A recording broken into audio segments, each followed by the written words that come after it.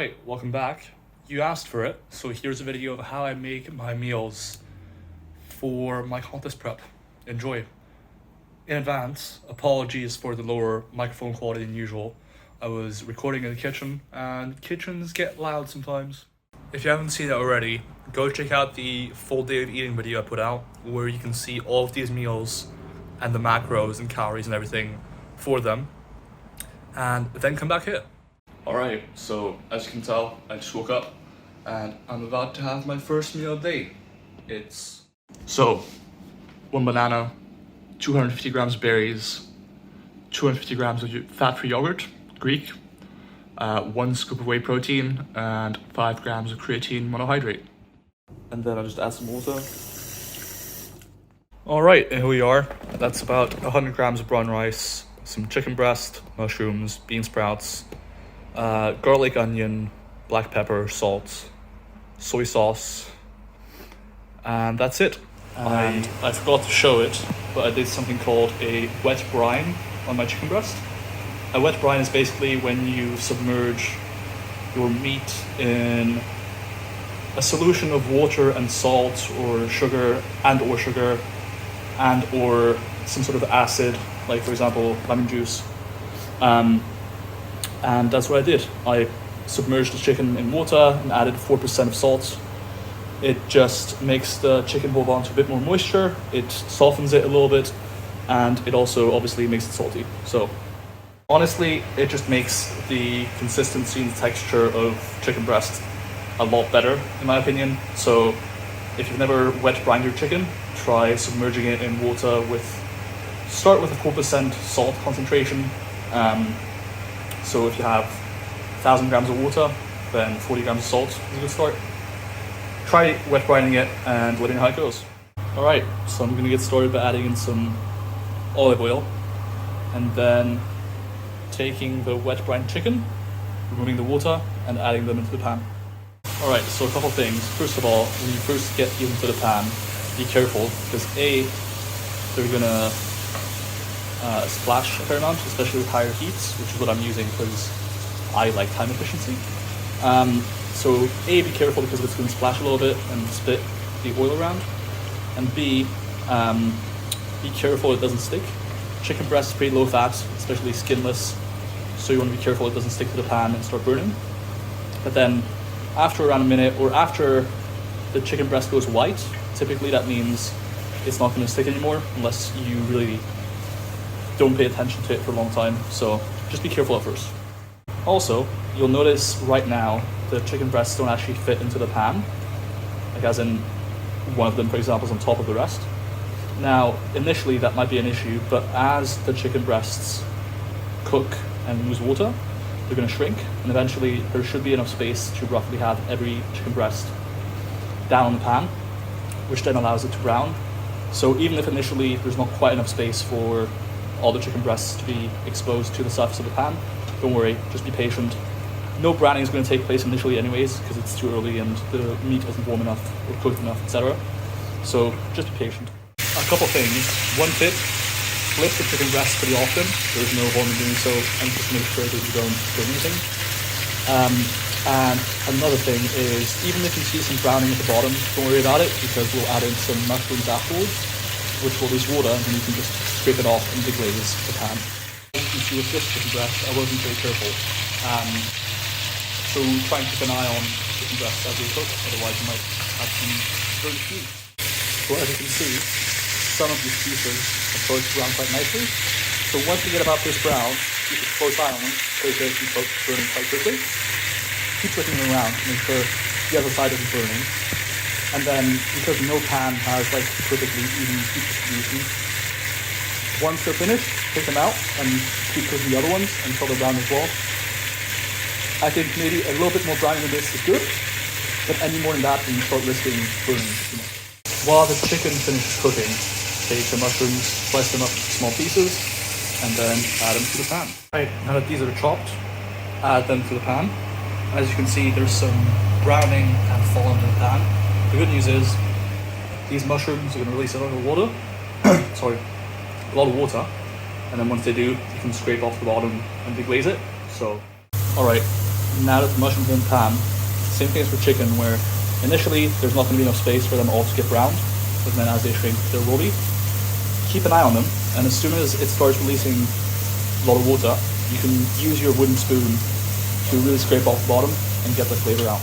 As you can see, now that they start releasing water, you can use that water to deglaze the bottom of the pan, which will add to the flavour overall, hopefully, or at least keep things from burning. Alright, once the mushrooms look around like this, so pretty brown, almost verging on dark, they're ready. You just take them out of the pan and put them in a bowl. Alright, and now the mushrooms have been taken out, let's put it into a bowl. Bean sprouts. They have a lot of volume, pretty low calories, and they're easy to make. So I'm going to put 4 of these in. Again, same thing as with chicken, where even if you have some fond on the bottom, from the mushrooms and from the chicken, these bean sprouts are going to release a ton of water, so you can just use that water to deglaze the pan and make sure nothing burns. Alright, as you can see, these are a lot of volume. With bean sprouts, you can eat them anywhere from nearly raw and very crunchy to pretty soft. Personally, I prefer somewhere in the middle because it saves time on not having to cook them until they're really soft. But also, I prefer a somewhat soft texture for them to sort of blend in with the rice. So yeah. Now, while these cook and the chicken's cooled off already, I'm going to use this time to cut it up, and then every now and again make sure I stir this around just to make sure nothing burns and to make sure the pan is deglazed at the bottom as it releases water. Alright, now that these are cooked through a little bit, I'm going to add the chicken, which is here and here, and the mushrooms. But for now, I'm just going to leave them on top and let it cool down, turn the heat off, and wait for it all to cool off, and then I can put it in the fridge. So, for this meal, I'm making bolognese. Typically I have it either by itself, if it's a low calorie day or a non-training day, or I have it with some brown rice, typically around 100 grams. It takes around, I'm going to say an hour and a half of semi-attention at cooking, so like you have to check back on it every few minutes, but you can do other things at the same time. And then afterwards you can either simmer it or sort of slow cook it. Personally, now I use a slow cooker to simmer it, just because it's more efficient. I don't have to worry about it burning and sticking to the bottom of the pan. But in the past, I used the Dutch oven itself for around 3 hours on low heat. But then I'd have to check back every 15 minutes or so to make sure it wasn't burning. So nowadays, I just use a slow cooker to make it a bit easier time-wise and effort-wise, because I have a lot of stuff to do for my PhD coaching and training, so every little minute counts. Alright, so first thing is to add some olive oil. Now, because I only prepare this meal once a week, I can afford to use some, and they won't really add that much to my fat. This much, and when it expands a little bit as it heats up. There we go. Then I'm going to take 4 of these, which is carrots, celery, and onion. Each one is 1 kilogram, around 2 pounds. I'm going to take 4 of these. I usually don't have this many, but because I'm deep in prep and hunger management's a concern, making sure I get plenty of vegetables in my meals is important.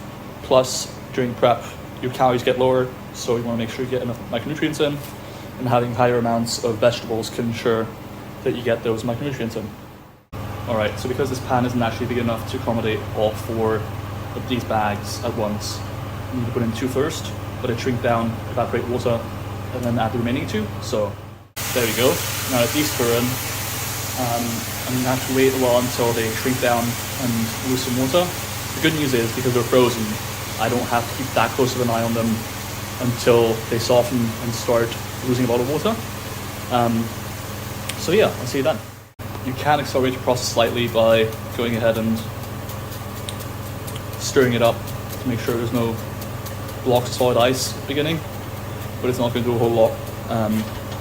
And then every maybe few minutes, I'll just scrape off the bottom of the pan, or the Dutch oven in this case, to make sure nothing's sticking. I think with the Dutch oven specifically, it's pretty useful because it has a lot of volume, so you can meal prep in it, but also because of the high sides, the splatter isn't as bad as you'd get from smaller sided pan. So I'd recommend getting a Dutch oven for meal prep purposes, it's pretty versatile. You can put it in the oven too, usually. So yeah, get on it. And the heat goes on maximum because of how much food there is in the Dutch oven / pan. It'll take forever to heat up. And now, because there's space in the Dutch oven, I can put in a third bag. And a fourth one too. Alright, and now that all four are in, you just want to keep stirring it until it softens a lot and starts getting brown. And then once most of the water's gone, is when you want to take it out and get your beef mince in. Or, I don't know what you call it in the US, but in the UK it's called beef mince. So, you'll see what it is.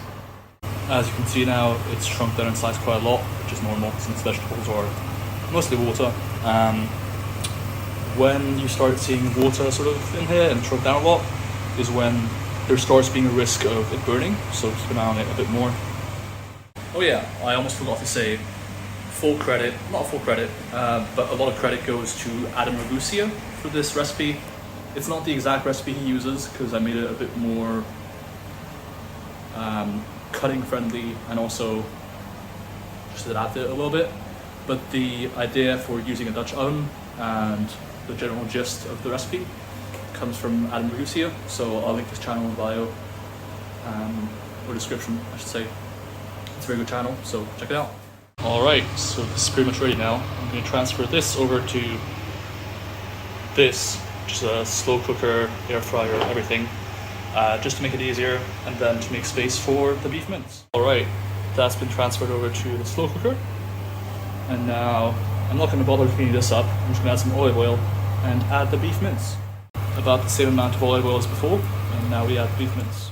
I use 5% fat beef mince because I prefer getting my fats from other, perhaps healthier sources, but you could use more and then get your fats from beef mince. Alright, beef mince is in, and with this, you want to make sure it doesn't stick, especially with lower fat beef mince. I do think it can stick a little bit if you're not careful, so make sure you keep moving it around, and also make sure you mash it up. You don't want clumps of beef mince in the final product, and now is the easiest time to separate it and mash it up, so get to work.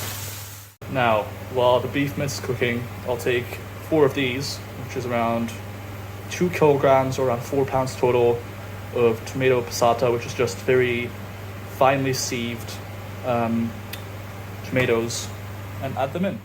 Alright, and now that I've put in all of the tomatoes, I can add some spices.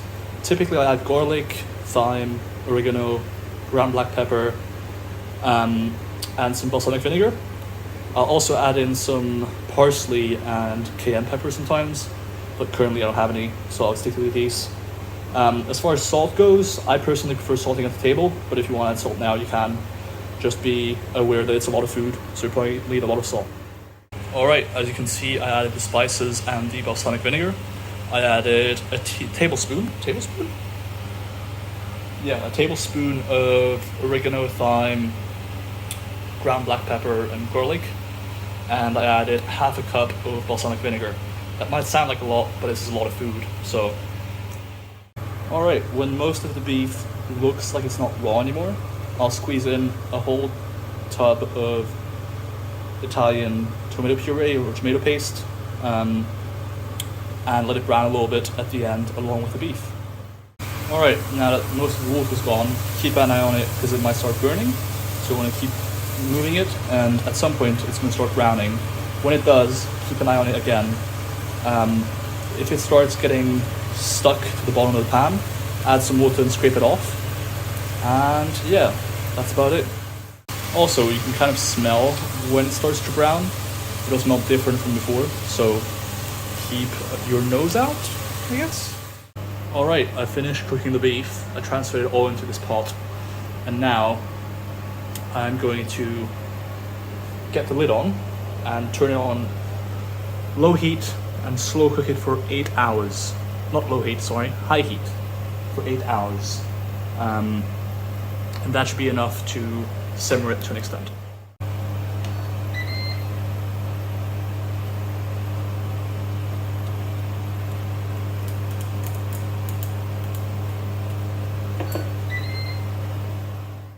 Alright, so brown rice, around 100 grams, and a seventh of the bolognese recipe, which is around 800 grams, 900 grams.